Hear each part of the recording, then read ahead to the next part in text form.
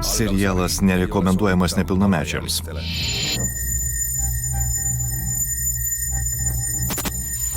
Lavonų buvo daug. Pusė kalinių ant mūsų pyko. Jiems nepasisekė manęs nužudyti. Niekas nežino, kiek buvusių kalinių atgulė į kapą to karjero dugne.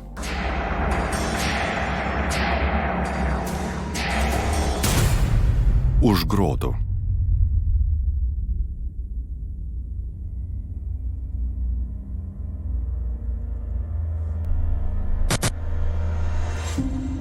Ketvirtoji serija. Rumų kalėjimo paslaptis. Šis vandens telkinys su krištoliniu vandeniu ir įdomiais povandeniniais vaizdais esantis buvusio Rumų kalėjimo teritorijoje pastaraisiais metais tapo mėgstamiausia estų ir užsieniečių nardymo vieta. Ežeras atsirado 10-ame dešimtmetyje. Buvusio seno kalkių karjero vietoje, kai Rumų lageryje įsivyravo betvarkė ir chaosas. Telkšančiame vandenyje kalkė susidarys per 1000 metų. Geležiniai daiktai surūdys per 100 metį. O žmogaus palaikai supūna per 20. Kaip matome, paskandinto kalėjimo teritorijoje netaip ir daug metalinių objektų žmonių kaulų taip pat nesimato. Čia tik dumblas, kurio niekas netyrinėjo. 10-ojo dešimtmečio pradžioje nepriklausomybę atgavusioje Estijoje žmonės ieškojo būdų, kaip greitai praturtėti. Vagių pasaulio įpročiai prasiskverbė į paprastų piliečių gyvenimą. Naujos galimybės išjudino net veltėdžius. Viskas, kas papuldavo po ranka, buvo vagiama ir parduodama. Jei 10 metų iki 90-ųjų kalėjimo autoritetai valdė gyvenimą lageriuose, kartu su kalėjimo administracija, prasidėjus 10-ajam dešimtmečiui, naujos, jaunos valstybės valdžia nesiekė už kalėjimo sienų. Viduje, už vartų atsirado mirties zona, kurioje per metus su gyvybėmis atsisveikino 10 nuteistųjų. Šioje serijoje, iš tų, kuriems pavyko išgyventi, išgirsime, kaip ir kodėl atsirado tokia zona. Buvo 91-ieji. Jei kas nors būtų pasakęs, nebūčiau patikėjęs, kad kalėjime galima taip gyventi. Patsanai vaikštinėdavo kaip nindzės, su megztomis kepuraitėmis. Visus darbo zonoje pastatė ant ausų. Savo akimis matė, kaip žudė, ne kartą. Žmonės jų kartu gyvena. Ne kaip šeima, bet valgo iš vieno dubenėlio. Taip sakant, 2 draugai. Vienas paprasčiausiai suvalgė pusę draugo batono. Batono. Antrasis paėmė suvirinimo elektrodą ir suvarė jam į širdį. Už suvalgytą batoną. Taip. Nužudė draugą. Taip. Paprasčiausiai. Už ką dar žudydavo? Priežasčių buvo daug. Arba nežinau. Šiaip savo.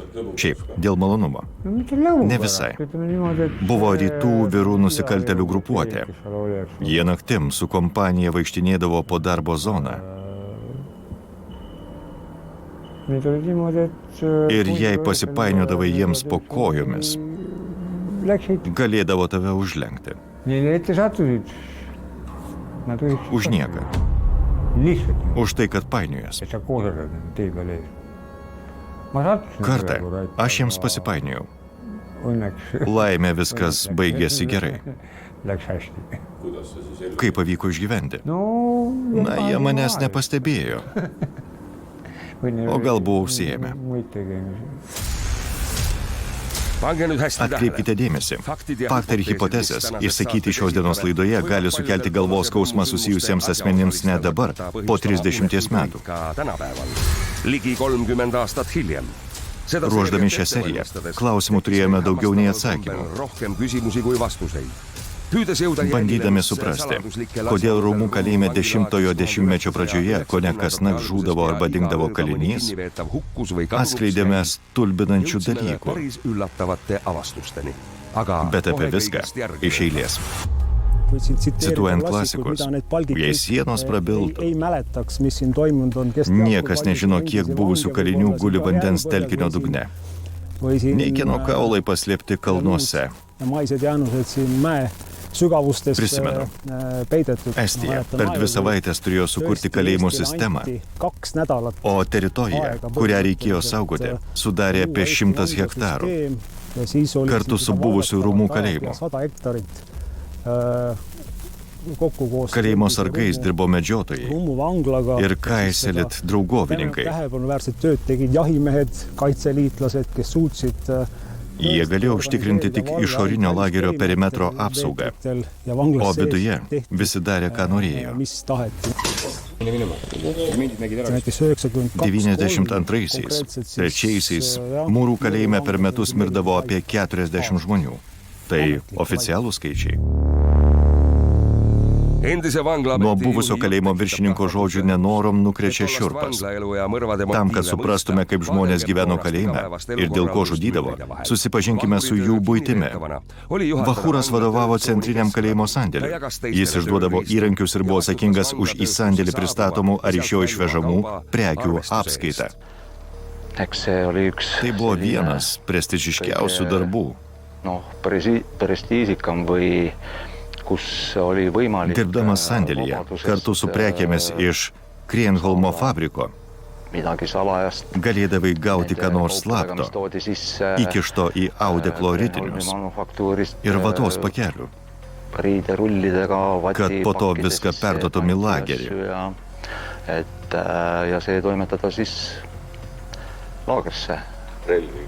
Ar būdavo ginklų? Būdavo. Taip. Su manim dažnai bandydavo susitarti. Tam, kad paslėpčiau vieną arba kitą prekę. Tačiau tie daiktai, kuriuos norėjau gauti su mano pagalba, tapo didelė problema ir sukėlė įtampą. Vieną vakarą, po to, kai dieną atsisakiau vykdyti kažkieno prašymą, pas mane į sandėlį atėjo 2 vyrai. Neva pasiimti įrankių.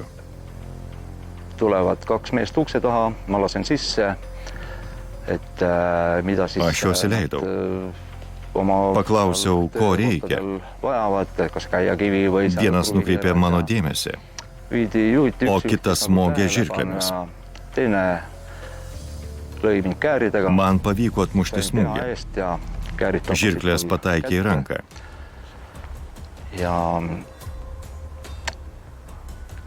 Jiems nepavyko manęs užmušti. Jie pabėgo. Aš buvau stipresnis ir teisingai sureagavau tokioje situacijoje. Į gydytoją nesikreipiau. Išsigydžiau pats, bet po to karto tapo aišku.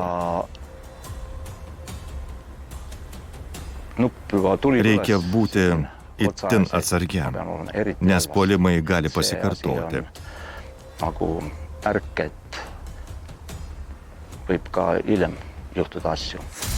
10-ojo dešimtmečio pradžioje, kai Vahūras dirbo sandėlio vedėju, naujų galimybių banga atsirito ir iki kalėjimo. Vogdavo ne tik nuteistieji, bet ir kalėjimo administracija. Prokurorui Sarevetui, atsakingam už kalėjimų priežiūrą, vienas kalinys net apskundė vogusį kalėjimo viršininką. Atėjo vaikinas ir paklausė, kokia čia pas jūs tvarka? Kalėjimo direktoriaus pavaduotojas, Doržikovas, vagia. O man negalima jo nufotografuoti? Kokia čia tvarka? Aš atsakiau, jei fotografuosit, jis pamatys ir pasodins jūs į karcerį. Nuėjau į antrąją zoną. Prie vartų mane pasitiko budintis ir pasakė, vakar pas mus buvo cirkas. Direktoriaus pavaduotojas ūkio reikalams užsisakė didelę, nerūdyjančio plieno viryklę. O dokumentuose buvo nurodyta, kad tai turistinė viryklė už 8 rublius. Mažytė. Kalinių nuomonė, viryklė, kurios užsigeidė buvęs direktorius, kainavo mažiausiai 800 rublių. Tokios pat užsimanė dabartinis direktoriaus pavaduotojas ūkio reikalams ir jie susikibo kalinių akivaizdoje. Kam jie atiteks viryklę? Galima pagalvoti, kad dėl tokių menkų vagysčių dangstymo niekas nežudytų. Bet kodėl paprasta pataisos kolonija virto mirties zona? Sužinosime po pertraukos. Taip pat pakalbėsime apie maištą Batarėjinoje kalėjime. Per langą matėsi, kai pasivaikščiojimo patalpose stovėjo žmonės automatais, nukreipę vamzdžius į mus. Iš naujo prisiminsime vienos žmogžudystės istoriją. Vieno muzikanto giminaičiui liepė užsinerti kilpą ant kaklo. Kästi endal panna silmus kaela.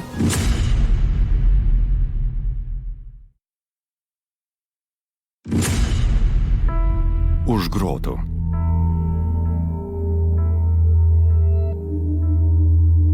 Šios dienos laidoje bandome išsiaiškinti, kodėl kalėjimo kompleksas Rumu virto mirties zona, kur kasdien nebaudžiamai buvo žudomi žmonės. Komentuodamas užkietėjusių serijinių žudikų nusikaltimus, senas prokuroras Feliksas Sarevetevas vardų neminė. Dauguma iš jų šiandien laisvėje bando susitvarkyti gyvenimą. Šioje laidoje jie galėtų atpažinti save. Netikėtai, prokuroras užsiminė apie vieno serijinio žudiko nusikaltimą. Nusikaltimas buvo išaiškintas, bet vis tiek liko daug neaiškumo. Beje, nužudimams netaikomas senaties terminas. Jo aukų vardų nežinau. Neprisimenu. Žinau tik, kad kitą dieną jį turėjo siųsti su ginkluota apsauga. O iš vakaro jis nužudė dar vieną žmogų. Kontrolierius ataskaitoje parašė neteisingą datą. Įrašė paskutinę savo darbo dieną. Apylinkės teismas pripažino žudiko kaltę, bet apygardos teismas nustatė, kad tuo metu žudiko nebuvo lageryje, nes jis jau buvo išvežtas. Dėl tvarkos išsaugojimo kartais tenka daryti nuolaidas. Kas dar garsėjo žudimais? Pamenu, trečioje kolonijoje buvo nužudytas Honiakas, mokytojų sūnus, bet žudiko nežinau. O už ką jį nužudė? Šiaip, dėl sportinio intereso. Šiaip. Taip. Tam, kad kažką pagąsdintų. Jam 14 kartų smogė peiliu. 10-ojo dešimtmečio pradžioje prokurorui atsakingam už kalėjimų priežiūrą tekdavo važiuoti į zoną kone kasdien. Prisimenu, kad lagerio pakraštyje stovėjo didelis namas. Ten rado lavoną. Nepamenu, kas buvo auka. Tai nutiko tais metais, kai žuvo 1% kalinių. Kalėjusių Rumų kalėjime? Kelintais metais tai nutiko. Buvo nužudyta 50 žmonių. 36 žuvo vietoje. Likusieji ligoninėje.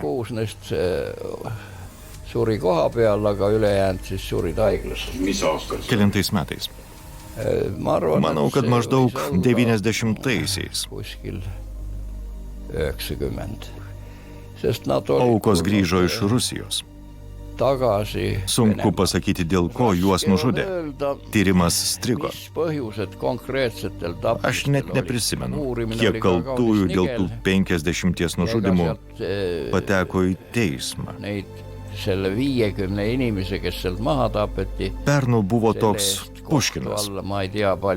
Jis surizikavo parašyti apie vieną nužudimą. Jį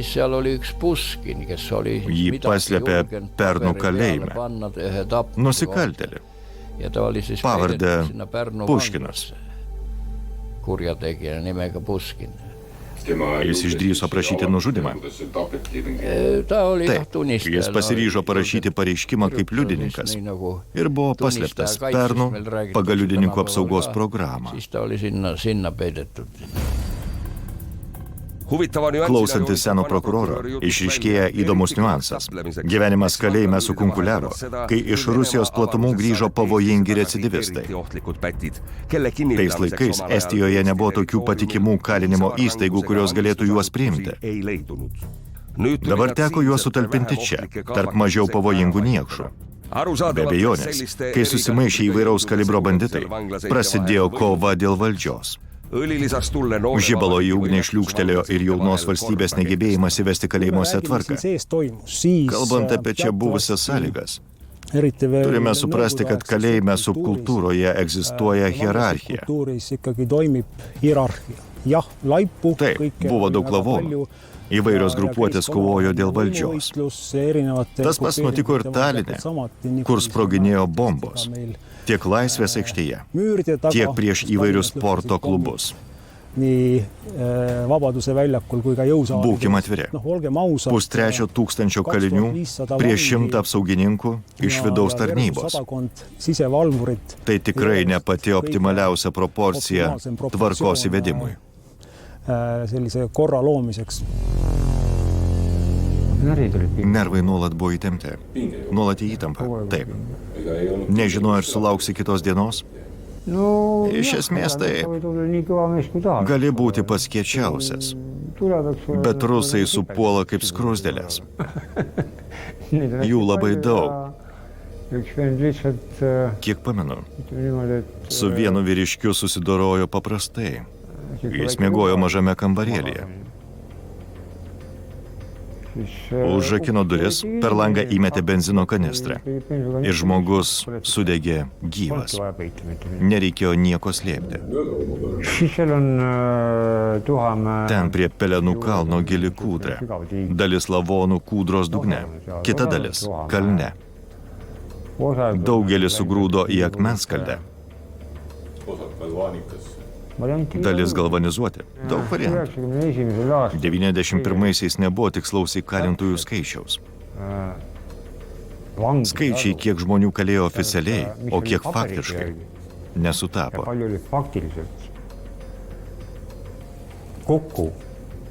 Jie netitiko. Turim reikalą su klasikinė sovietinio tipo pataisos darbų kolonija, kurioje teritorija buvo padalinta į 2 zonas. Vienoje zonoje nuteistieji gyveno, o kitoje dirbo. Tai darbo zona. Taip. Įsivaizduokite, saugumo požiūrių, kad čia dirba 1500 žmonių. Vienu metu. Įsivaizduojate tokią žmonių masę. 1500 inimest pange nagu siia. Kalbant apie saugumą, ten pagrindiniai vartai, pro kuriuos įveža 20 kubinių metrų rąstų. Tarkim, čia stovi gateris. Įsivaizduokim šią situaciją.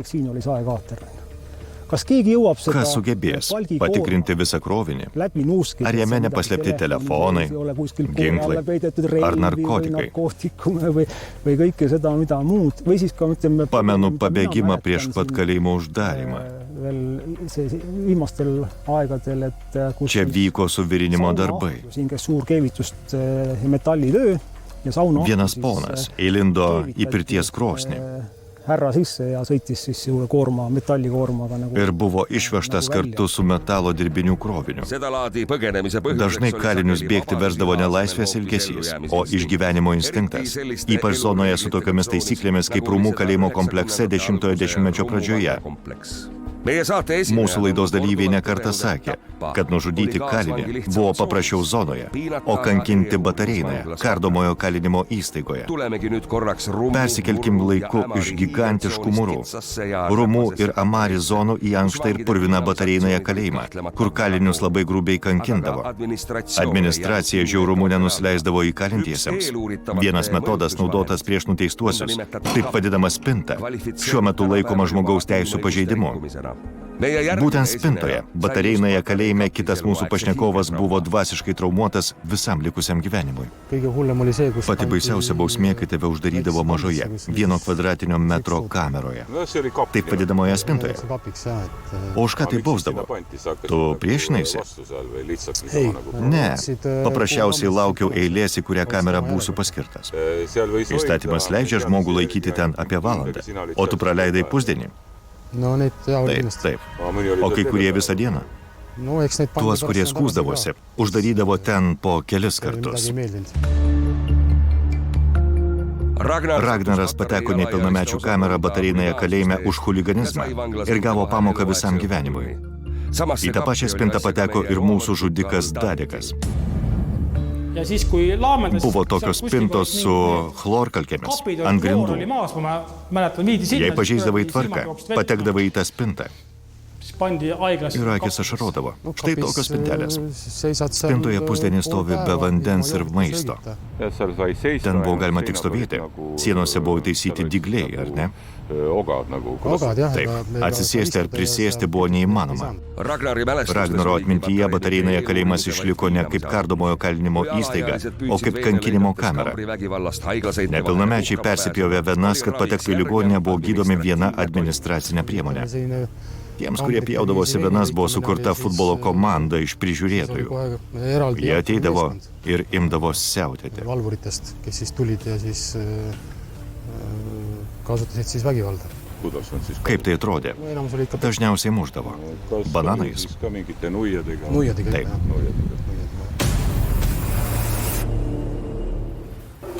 Mendid muidugi ei peksta. Žinoma, nemuždavo taip, kad lūžtų kaulai. Aga nad oskasid kuminuiadega. Jie buvo profesionalai. Tihtipeale provotseerida. Jie lupdavo bananais. Dažnai provokuodavo, kad galėtų mušti ilgiau Peksmist ir skausmingiau. kaua ja piinarikkamalt teostada. Nežmogiškas elgesys pažadino kalinių norą sukilti prieš prižiūrėtojus, bet kokią kainą. Maištą sukurstė dažnai bėgti bandydavęs velo. Viskas prasidėjo 77 kameroje. Nari siis siin enam ei ole. Gultų jau nebėra. Siit tekkiski helge idee. Čia ir gimė ta šviesi mintis. Siin on nüüd kinni. Čia viskas užbetonuota. Šioje vietoje norėjau padaryti praėjimą į apatinį aukštą, o iš ten pabėgti. Minema saada. Čia viskas ir vyko. No jah, siia viskasime selle Vakare, po patikrinimo, kahekesi užėjo du mentai, õhtul peale. vyras ir moteris. Üks mees, üks naine. Mees kambris. Vyrai stūmėme į kamerą, Teine nüüd, o moterį paprasčiausiai laikėme čia, kellega nad prie lango. tulid koos kambrit lahti tegema. Seda lihtsalt hoidsime siin akna juures. Iš jos atimėm raktus, kuriais atrakinom duris visame skyriuje. Nendega avasime terve osakonna. Visi išėjo iš kameros. Kõik muidugi Dalis nuėjo į dešinę atidaryti 8 skyriaus. jooksid Iš ten paremale poole. pas nepilnamečius ir pas moteris. 8 ateljeeni lahti teha. Siit kõrvalt edasi Malaletadesse, kus olid alaealised ja naised. Viršuje buvo 9 skyrius. Aga natuke, Bet kai visi pabėgė išsiskirstė, kui siit paljud olid kad paleistų kitus, välja päästetud, pažvelgėme iš čia per langą võtmed juba laiali jooksnud, teisi uksi ir pamatėme, kad pasivaikščiojimų patalpose läbi akna stovi žmonės su automatais, olid atstatę vamzdžius į mūsų langus. meie akende suunas. Juba ootel Jie laukė, kol pradėsim lysti, välja ronima. bet pro grotas tai paprastai neprasisprausi. Päris hooga ei saa. Siin nad ootasidki meid, Štai čia mūsų laukė su automatais rankose, kust kohast kad tik saaks galėtų tulistada. pašaudyti. Kust keegi välja ronima Iš kur kas išlys. Kindlasti teisel pool sama, teisel pool maja. Ma ei oska Turbūt öelda, kitoje palju pastato aga- pusėje no üle buvo 10 tas pats. kindlasti. Isegi väga vaadata. Nepasakysiu, kiek jų buvo, bet tikrai daugiau nei 10. Päästikule vajutada. Nii me olime siin. Nenorėjom net žiūrėti į tą pusę. Nemad peale Kas žino, meile tulla kam juurde. kada šausi galvą nuspausti gaiduką. Kõik uksed kambritelt eest. Prabuvom čia iki ryto, jie nesiryžo pulti. Nuėmėm kamerų duris ir sukrovėm čia. Padarėm barikadą priešais įėjimą. Linaga Taip pat ir kitoje pusėje. tõmbasime siit kinni. Mūsų skyrius buvo patikimai užblokuotas. Uždariau šias duris. Kitas užrėmiau, Raskeks teha kad jiems būtų sunkiau čia patekti. ligipääs meile. See kestis. Tai prabuvom iki ryto. Hommikul lõigati gaasikeevitusega. Ryte nupjovė vyrius, todėl duris atsidarė į kitą pusę. Kuna uksi Duris nesiekė iki pat lubų, liko mažas väike plyšelis. vahe. Ülevalt visati hundikoerad kõigepealt üle uste meile kallale. Pirmiausia, paleido vilkšunius ja siis nad juba kangutas ir jie puolė ant mūsų. tulid ise kumminuiadega järgi. Žinoma, prižiūrėtojai maištininkus sumušė. Gyvenimas kamerose tekėjo įprasta vaga. Kaliniai pykti gieždavo ant kitų kalinių. Ore tvyrojo įtampa. eks iga päev Kiekviena diena buvo įtempta.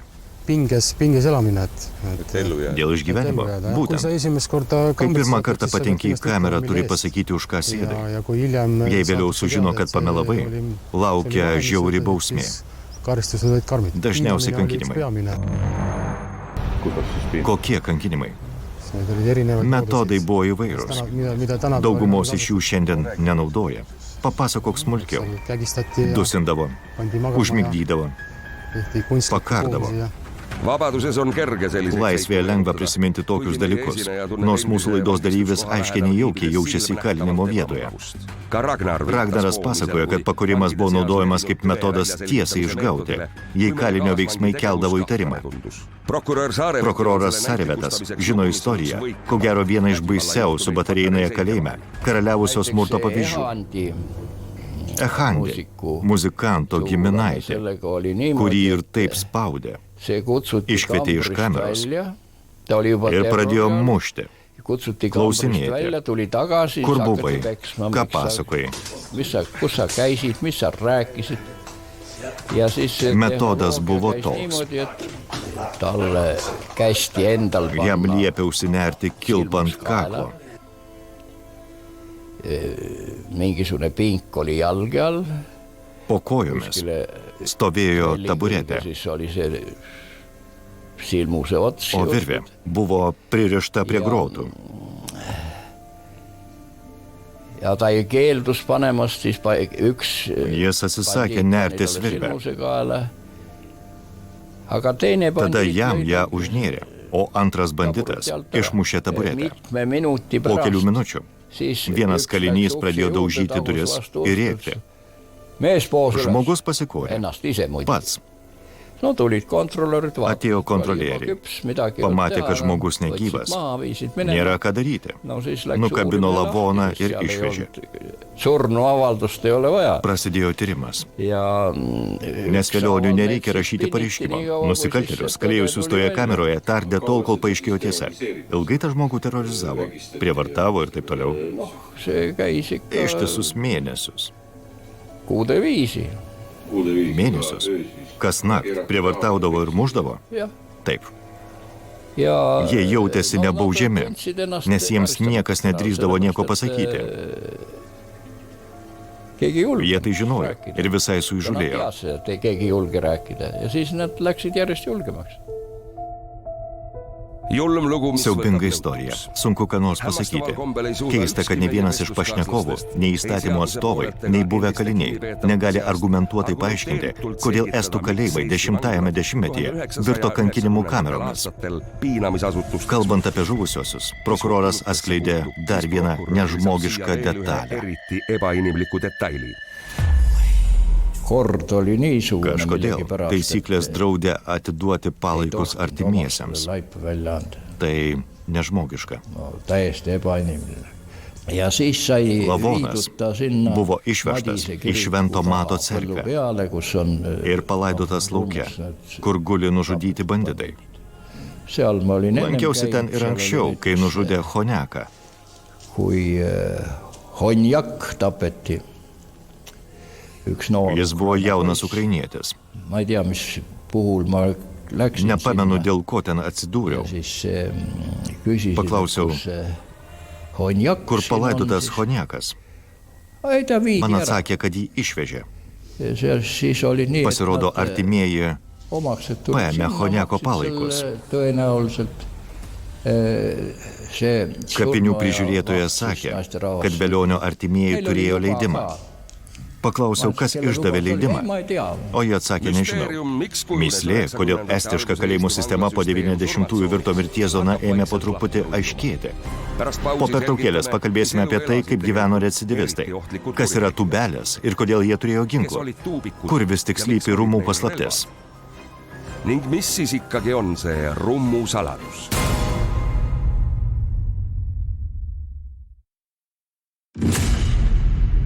už grotų. Vieną mįslę jau galime išnarplioti. Zonoje kalėjusios grupuotės turėjo daug paslapčių, bet vertingiausios iš jų metodai, kaip pasitelkus įvairius lošimus įstumti kalinius į skolas. Dažnai lošimams būdavo naudojamos specialiai paruoštos priemonės. Tam, kad metant kauliuką iškristų reikiamas taškų skaičius, jame pragręždavo skylutę, į ją pripildydavo klijų ir geležies drožlių. Lošimo stale būdavo paslėptas magnetas. Kai mesdavo paruoštą kauliuką, visada iškrisdavo šešetas. Kortos būdavo vos regimai įpjaunamos arba užlankstomi kampai, kad galima būtų atpažinti čiuopiant pirštais. Tam, kad atsimintų paženklintas kortas, sukčiai repetuodavo prieš veidrodį. Kortas, kurias gamindavo iš rentgeno nuotraukų, subadydavo peilio ašmenimis. Tada ir jos reaguodavo į magnetą, įsiūtą į rankovę arba paslėptą tvarstyje, ant neva sužeisto piršto. Kalėjime buvo labai paplitęs domino žaidimas. Domino kauliukai būdavo apdirbami, išverdami aliejuje. Tada jie nepastebimai blizgėdavo ir lošėjas galėjo juos atpažinti priešininko rankose. Paruošiamieji darbai atsipirkdavo. Nieko blogo neįtariančios aukos pralošdavo savo giminaičių turtą, sugyventinės ir net savo kūnus.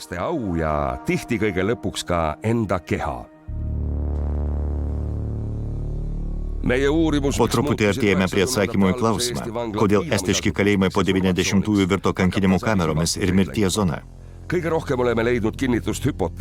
Pasitvirtino hipotezę, kad kovojant dėl valdžios didžiausiame estų lageryje buvo vykdomos stambaus masto vagystės.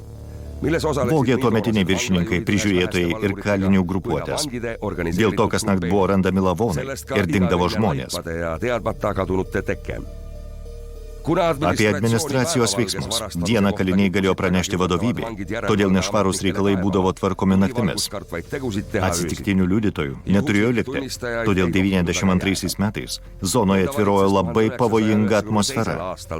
Prieš įstatymą visi nuteistieji lygus, bet buvo ir lygesnių už kitus. Visuomenės grietinėlė gyveno, buvo toks 13 būrys, tūbelės, kitaip tariant ligoniai. Kažkodėl visi juos taip vadino. Dideli, augaloti vyrai, bet tūbelės.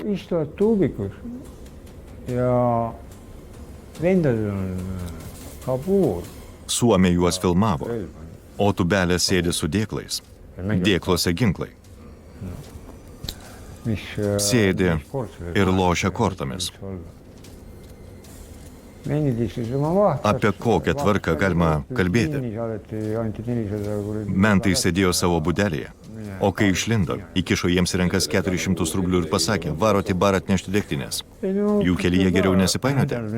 Paprasčiausiai neverta. Buvo kelios grupuotės. Iš Kohtla Järvės, iš Narvos ir dar taliniečiai. Su Talino vyriškiais man bėdų nekildavo, nes aš ir pats iš Talino. Sėdėjo torpeda, su kuriuo buvau pažįstamas. Gal todėl gyvenimas buvo gan normalus. Tavęs niekas nelietė. Ne. Beje, Torpeda arba Aleksandras Ivanovas anot Raino, Talino grupuotės lyderis, 10-ojo dešimtmečio viduryje tapo visų Rumų kalėjimo kalinių lyderiu.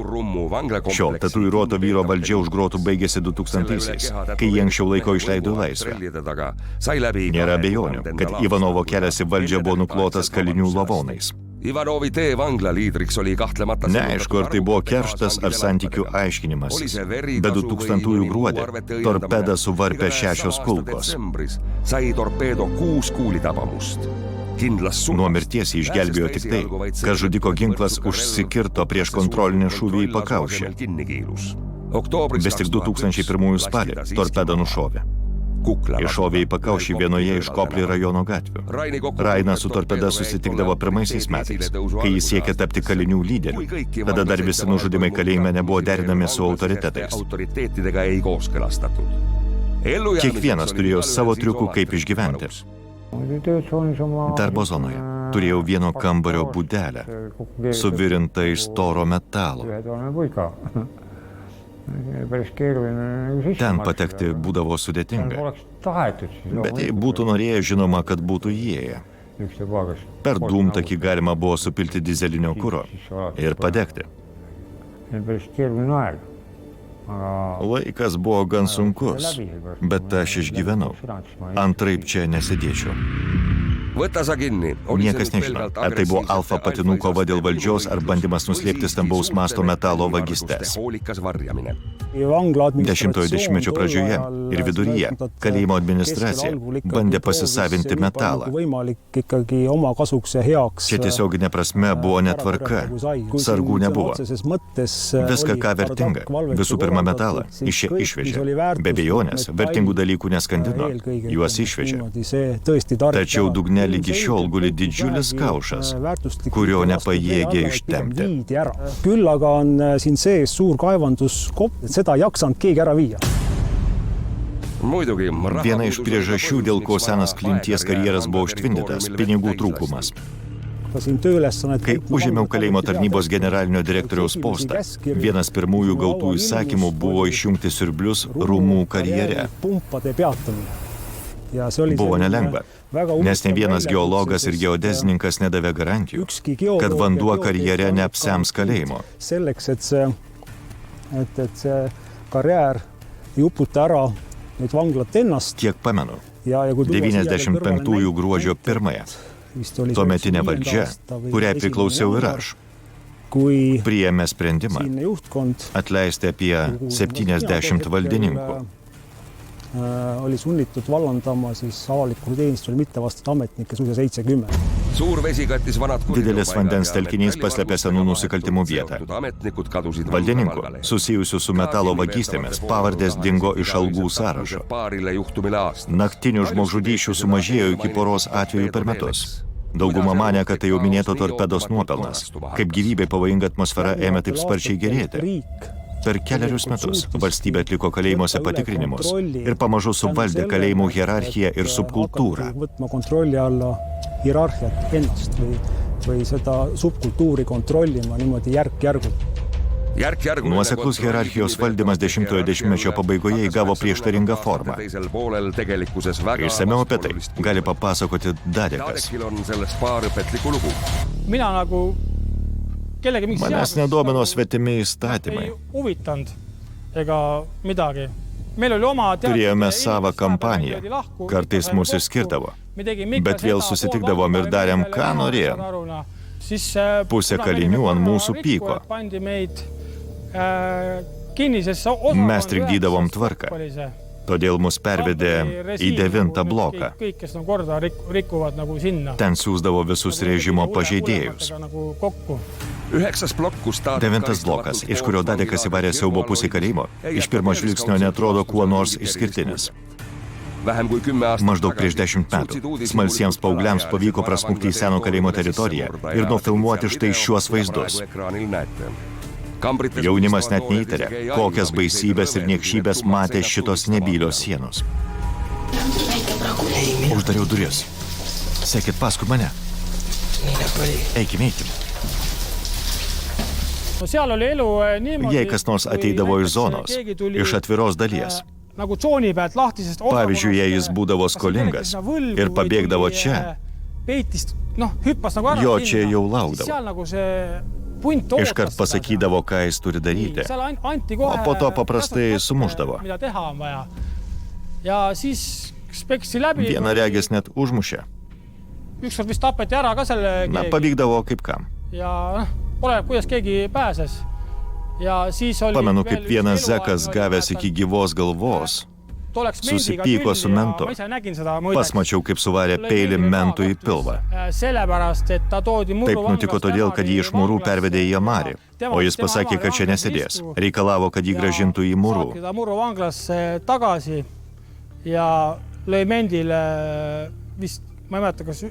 Nepamenu, kiek kartų jis smogė. 1 ar 2. Siis oli meil kõrvakambris, seal 9. blokis oli. 9. bloke Kaimininėje kameroje sėdėjo bičas, laisvėje įsiskolinęs 800 000 kronų. Mums iš laisvės atsiuntė žinią. Jie žino, apie ką kalbu. Ta tipą visi mušė ir prievartavo. Supranti? Kiek laiko tai tęsiasi? Ilgai. Mes gyvenom kaimininėje kameroje. Sienoje buvo skylė. Jis liko gyvas. Pinigus gražino.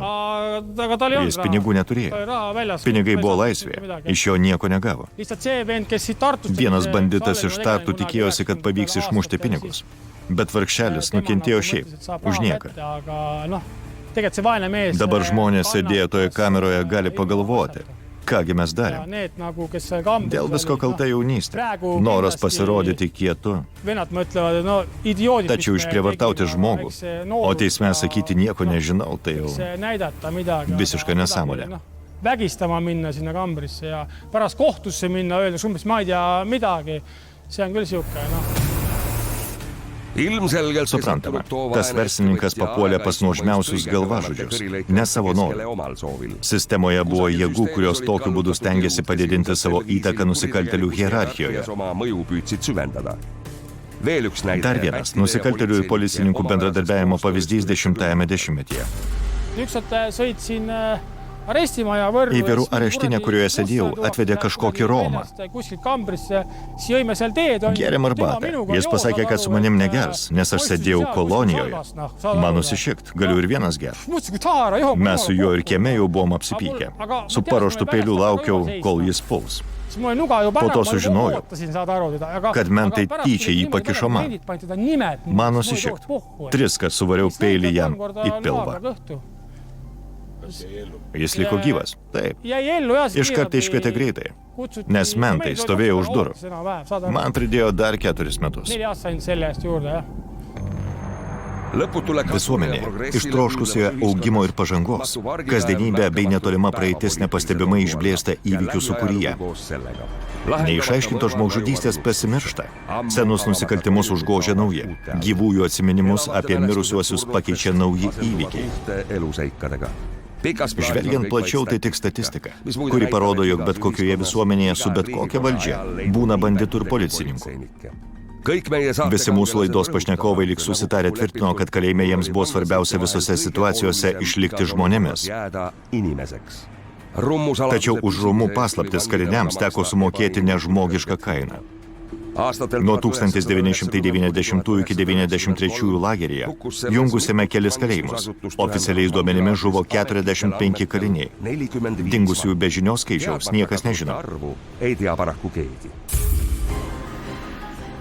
Kitoje laidoje prabils tikri kalėjimo autoritetai, rūmų karaliai. Jie sprendė, išeis žmogus iš kalėjimo, gyvas ar ne.